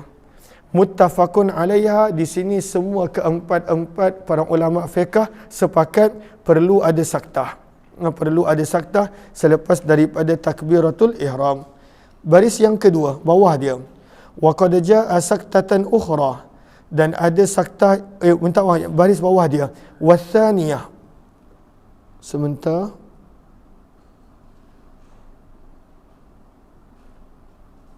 Okey. Wa qad jaa saktatun ukhra, dan saktah yang kedua adalah bainal qiraati war ruku', selepas habis surah sebelum pergi ke rukuk. Maka itu saktah yang kedua. Tapi tadi kita dah nukilkan sebenarnya sunnah untuk ada 6 saktah. Tidaklah berterusan terus-menerus sambung, tapi berhenti seketika pada 6 tempat ini. Maka apakah dalil untuk kedua saktah ini? Jom kita lihat. Riwayat 251. Wa bi ilaihi qala hadatsana Muhammad ibn al-Musanna qala hadatsana Abdul A'la an Sa'id an Qatadah an al-Hasani an Samurah radhiyallahu anhu. Daripada Samurah radhiyallahu anhu beliau berkata, saktatan, ada 2 saktah, hafiztuhuma, yang aku ingat, an Rasulillah sallallahu alaihi wasallam, daripada Nabi sallallahu alaihi wasallam. Maka ada seorang lagi sahabat yang bernama Imran bin Husain, dia tidak bersetuju sebab dia tak pernah dengar. Fa ankara dhalika Imran bin Husain, maka seorang lagi sahabat bernama Imran bin Husain radhiyallahu anhu tidak bersetuju. Dia berkata, hafizna saktah, yang kami ingat hanya ada 1 saktah sahaja, 1 waktu je yang perlu untuk diam. Maka kedua sahabat ini, fakatabna, kedua sahabat ini telah menulis surat ila Ubay bin Ka'ab, kepada sahabat Nabi yang ketiga, iaitu Ubay bin Ka'ab radhiyallahu anhu, bil Madinah, yang berada di Madinah. Fakataba Ubayyun, maka Ubay bin Ka'ab menulis jawapan, an hafidha Samurah, bahawa betul seperti mana yang diingati oleh Samurah, bahawa ada 2 saktah daripada Nabi sallallahu alaihi wasallam. Qala Sa'id, maka berkatalah Sa'id daripada gurunya, fakulna li Qatadah, maka kami bertanya kepada guru kami Qatadah, ma hatani saktatan, apakah 2 saktah tersebut? Saktah maksudnya diam seketika. Qal, maka berkata Qatadah, idza dakhala fi salatih, apabila seseorang itu mula masuk dalam solat dia, maka diam seketika. Allahu akbar, diam seketika, barulah membaca doa iftitah. Dan yang kedua, wa idza faragha minal qiraah, apabila seseorang itu selesai membaca surah, maka pada waktu itu diam seketika. Thumma qala, kemudian pada waktu itu Qatadah berkata, wa idza qara'a, dan apabila seseorang itu selesai membaca waladdallin, penghujung surah Al-Fatihah, qal, berkata Qatadah, wa kana yu'jibuhu idza faragha minal qiraah, dan adalah beliau suka apabila selesai membaca surah Al-Fatihah, an yaskuta, berdiam, hatta yataradda ilaihi nafsuh, sehingga tenang kembali pernafasan dia. Maka ini ada 3 saktah sebenarnya dalam riwayat ini. 2 pada waktu itu dinukilkan oleh Samurah, dan yang ketiga di sini ketika mana selesai membaca Fatihah, diam seketika sampai tenang pada waktu itu nafas, dan juga baru meneruskan surah Al-Fatihah. Kata Imam Tirmizi, dan di dalam bab ini ada hadis yang lebih kurang sama daripada Abu Hurairah radhiyallahu anhu. Berkata Imam Tirmizi, hadis Samurah adalah hadis yang hasan, dan ia ni adalah pendapat lebih daripada seorang daripada kalangan ahli ilmu. Mereka menyukai untuk imam berdiam seketika setelah selesai memulakan solat, setelah selesai membaca surah, dan inilah pandangan Imam Ahmad bin Hanbal, Ishaq bin Rahwayh, serta para sahabat kami, termasuklah pandangan Imam Asy-Syafi'i rahimahullahu ta'ala. Bab yang ke-74 menceritakan tentang hadis dekat mana nak letak tangan. Dekat mana nak letak tangan, maka hadis ini menunjukkan tangan kanan diletakkan di atas tangan kiri. Bab yang ke-74, Babu Maja'a, bab pada hadis dan riwayat yang datang, fi wad'il yamin, pada meletakkan tangan kanan, ala shimal, di atas tangan kiri, fi shalah, ketika mana dalam solat. Ketika mana dalam solat. Allahumma salli ala habibina Muhammad wa ala alihi wa sahbihi ajma'in. Lihat kepada Arafah. Lihat kepada Arafah. Maka khilafan li Malik. Jumpa tak? Baris yang ketiga. Okey. Maka Imam Malik berpandangan tidak wajib untuk memegang, tidak perlu untuk memegang tangan. Kalaulah pada waktu itu nak irsal, nak melepaskan tangan, tak payah pegang, lepaskan. Maka Imam Malik pun kata boleh. Fa innahu yaqulu bi irsalil yadain. Imam Malik berpandangan tak pegang tangan pun tak apa, lepas tangan pun boleh. Wa madhhabu Abi Hanifah. Imam Abu Hanifah berpandangan meletakkan kedua tangan di bawah pusat. Maka kedua tangan tu letak betul, tangan kanan di atas tangan kiri. Tapi Imam Abu Hanifah punya pandangan tahta surah, bawah pusat. Imam Syafi'i punya pandangan di bawah dada, di atas pusat. Tempat yang berada di bawah dada dan atas pusat. Maka ini adalah beberapa pandangan yang kita dah baca secara ringkas. Wabi ilahi qala hadatsana Qutaibah qala hadatsana Abul Ahwas an Simak bin Harbin an Qabisah bin Hulbin an abihi qala, daripada Qabisah bin Hul, daripada ayahnya. Beliau berkata, adalah Nabi sallallahu alaihi wasallam ya ummuna, ketika mana Nabi sallallahu alaihi wasallam mengimamkan kami, fayakhudhu shimalahu, maka Nabi memegang tangan kiri baginda, biyaminihi, dengan tangan kanan baginda yang mulia. Qala, berkata Imam Tirmizi, dan di dalam bab ini ada hadis yang lebih kurang sama daripada Wa'il bin Hujr, daripada Ghutaif bin Harith, daripada Abdullah bin Abbas dan Abdullah bin Mas'ud, Sahal bin Sa'ad radhiyallahu ta'ala anhum. Berkata Imam Tirmizi, hadis Hulb adalah hadis yang hasan, dan amalan atas perkara ini di sisi ahli ilmu daripada kalangan para sahabat Nabi, tabi'in dan orang-orang selepas mereka adalah yarawna, mereka berpandangan an yada'ar rajul, perlu untuk seseorang itu meletakkan tangan kanannya atas tangan kiri ketika mana solat. Wara'a ba'duhum, dan sebahagian para ulama berpandangan perlu meletakkan kedua tangan di atas pusat. Ini Imam Syafi'i. Dan sebahagian berpandangan perlu meletakkan kedua tangan bawah pusat. Ini Imam Abu Hanifah. Wa kullu dhalika wasi', dan setiap ini adalah perkara yang luas di sisi mereka. Dan nama perawi Hulb adalah Yazid bin Qunafah At-Ta'i. Bab yang ke-75, berkenaan tentang adakah perlu bertakbir ketika mana rukuk dan sujud. Waktu rukuk dan sujud adakah perlu takbir? Ahlan-ahlan kepada sahabat-sahabat yang baru join, mohon jasa baik untuk bantu share, bantu untuk kongsi, bantu untuk sebar luas. Mudah-mudahan lebih ramai yang beroleh manfaat insya-Allah. Kata Imam Tirmizi, babu ma jaa, bab pada hadis dan riwayat berkenaan at-takbir, mengucapkan takbir ketika mana rukuk dan sujud. Adakah perlu ucap takbir? Ini dalil-dalilnya. Wa bi ilahi qala hadatsana Qutaibah qala hadatsana Abul Ahwas an Abi Ishaq an Abdurrahman ibn al-Aswad an Alqamah wal Aswada an Abdillah ibn Mas'ud radhiyallahu anhu, daripada Abdullah bin Mas'ud radhiyallahu taala anhu, beliau berkata, kana Rasulullah sallallahu alaihi wasallam, adalah Nabi sallallahu alaihi wasallam, yukabbiru, bertakbir, fi kulli khafdin, setiap kali Nabi sallallahu alaihi wasallam turun. Turun untuk apa? Rukuk dan juga sujud. Setiap kali nak turun, Nabi akan bertakbir.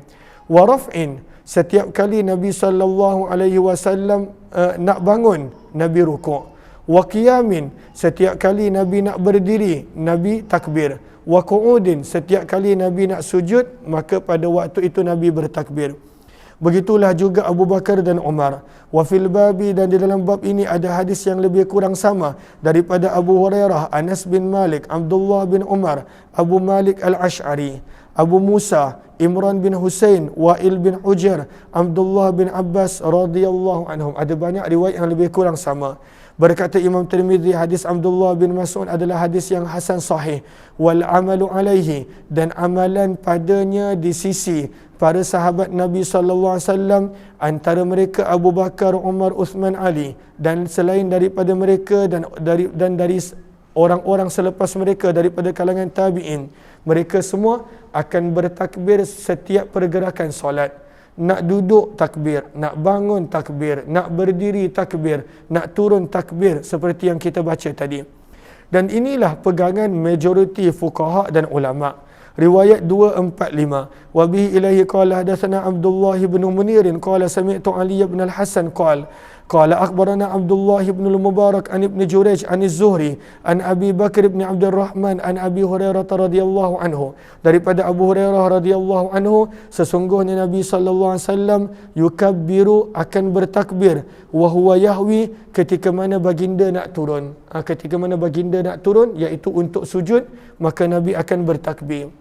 Maka kata Imam Tirmizi, hadis ini adalah hadis yang hasan sahih, dan ia adalah pandangan majoriti ahli ilmu daripada kalangan sahabat Nabi dan orang-orang selepas mereka. Qalu, mereka berkata, yukabbiru, bertakbir seseorang yang solat itu, wa huwa yahwi, ketika mana dia nak turun, lirruku', sama ada untuk rukuk maupun sujud, maka bertakbir. Ini dalil perlu untuk bertakbir. Nak sujud, Allahu Akbar.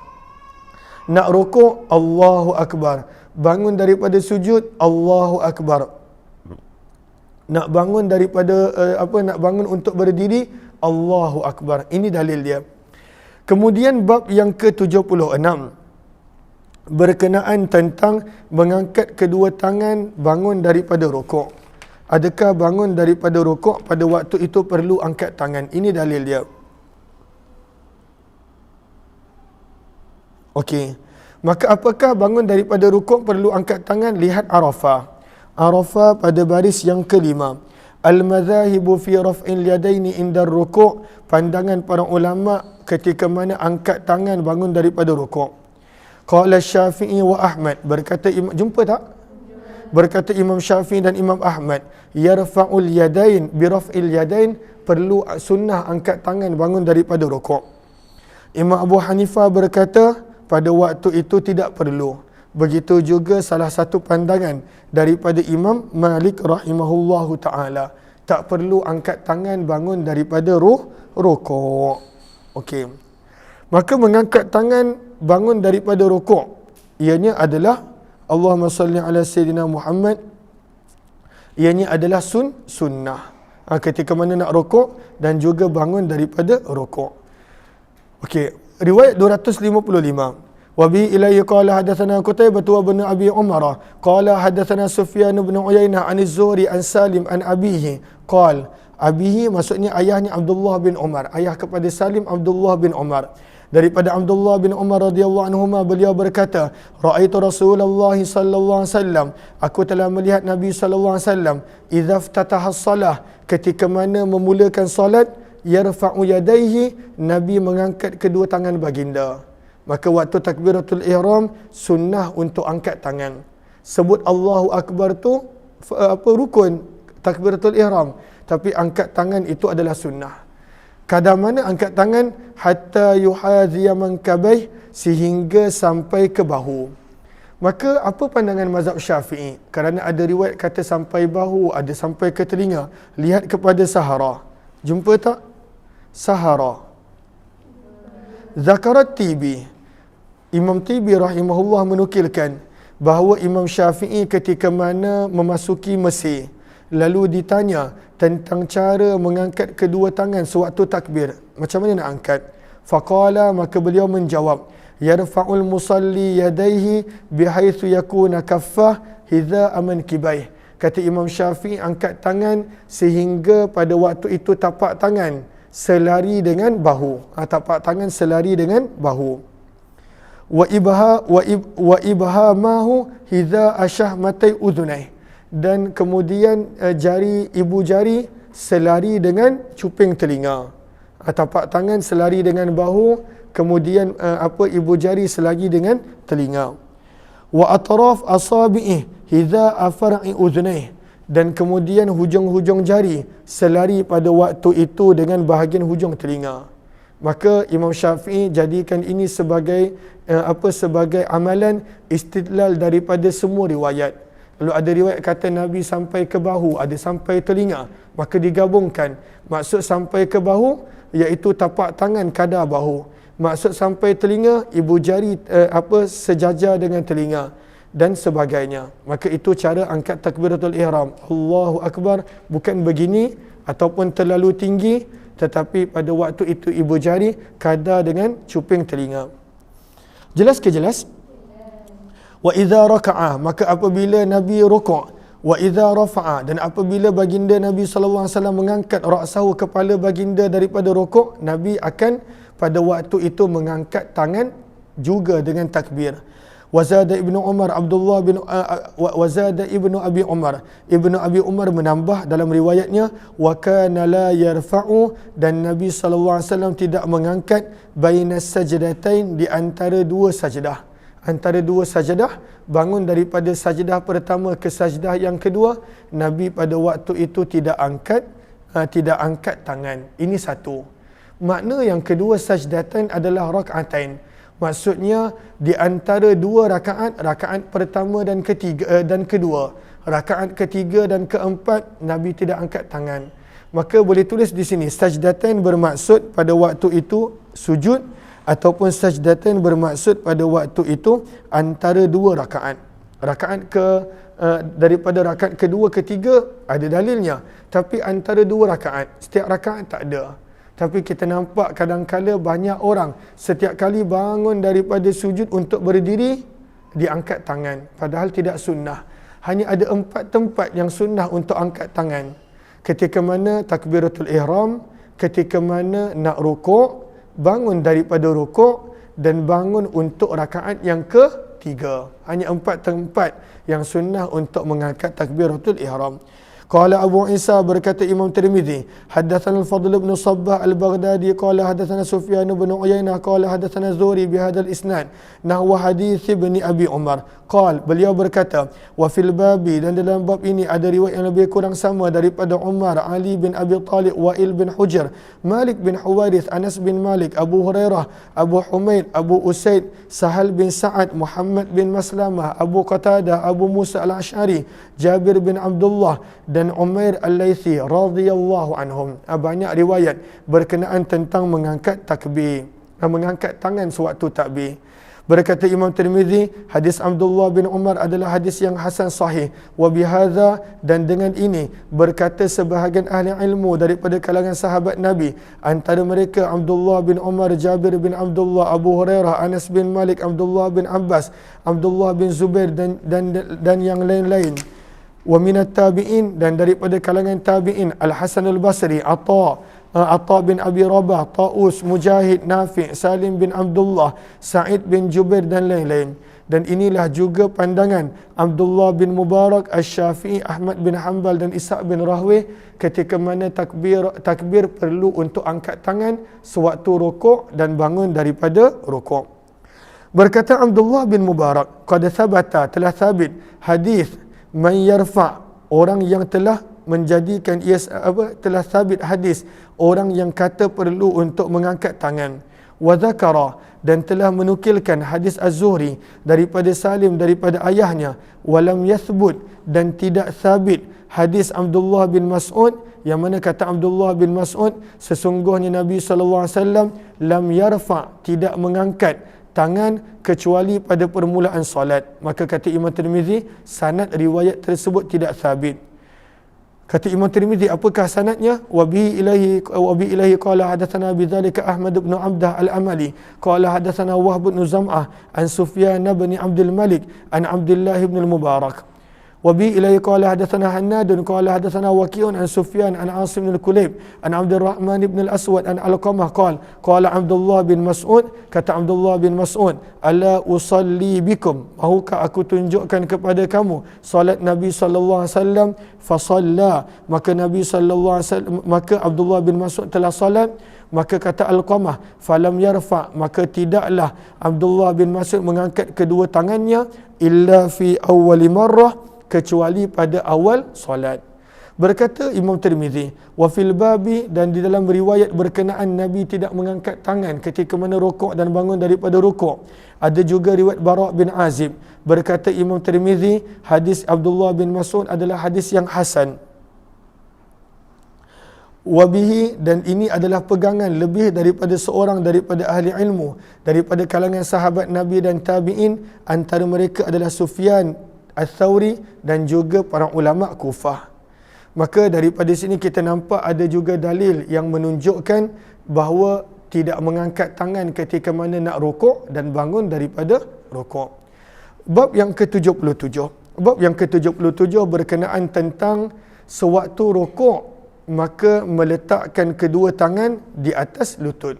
Kata Imam Tirmizi, bab pada hadis dan riwayat yang datang berkenaan wada'il yadain, meletakkan kedua tangan ala rukbatain, di atas kedua lutut, fir rukuk, ketika mana rukuk.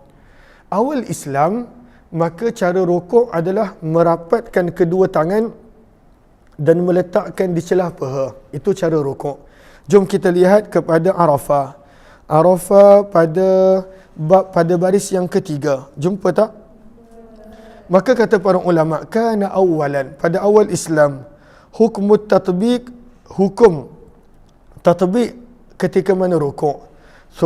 Kemudian diperintahkan untuk meletakkan kedua tangan di atas lutut.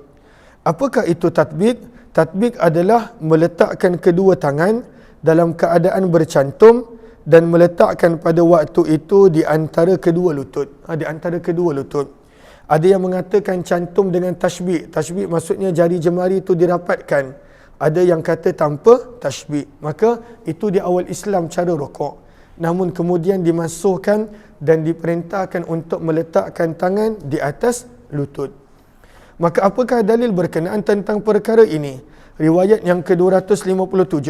Wa bihi ilaihi qala hadatsana Ahmad bin Mani'in qala hadatsana Abu Bakr bin Ayyash qala hadatsana Abu Husain an Abi Abdurrahman As-Sulami qala lana Umar bin Al-Khattab radhiyallahu anhu. Umar bin Khattab telah berkata kepada kami, kata Abu Abdurrahman As-Sulami, innar rukaba, sesungguhnya lutut, sunnat lakum, telah disunnatkan untuk kamu, fakhudhu birrukab, maka ketika mana rukuk peganglah akan lutut.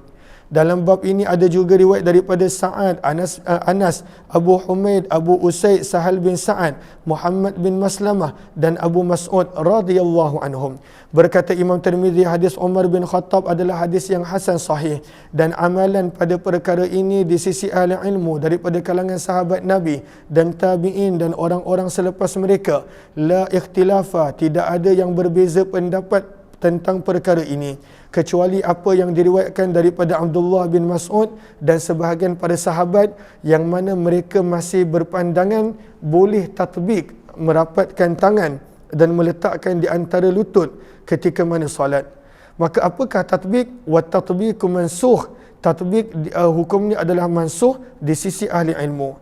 Berkata Imam Tirmizi, qala Sa'ad bin Abi Waqqas, kata Sa'ad bin Abi Waqqas radhiyallahu anhu, kunna naf'alu dhalika, kami pernah melakukan tatbiq di awal Islam, fanuhina, maka kemudiannya kami dilarang daripada melakukannya, wa umirna, dan kami diperintahkan an nada'a, untuk meletakkan al-akuf, tapak tangan kami, ala rukabi, di atas lutut. Wabihi ilaihi qala hadatsana Qutaibah qala hadatsana Abu Awanah an Abi Ya'fur an Mus'ab bin Sa'ad an Abihi Sa'ad radhiyallahu anhu bihadza, dengan sanad yang mana matanya kita telah baca tadi. Bab berkenaan sewaktu rukuk, tangan perlu dijarakkan daripada sisi. Ketika mana rukuk, tangan perlu dijarakkan daripada sisi badan kita.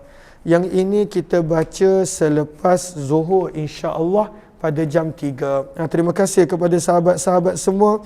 Mudah-mudahan adanya manfaat. Amin amin ya rabbal alamin.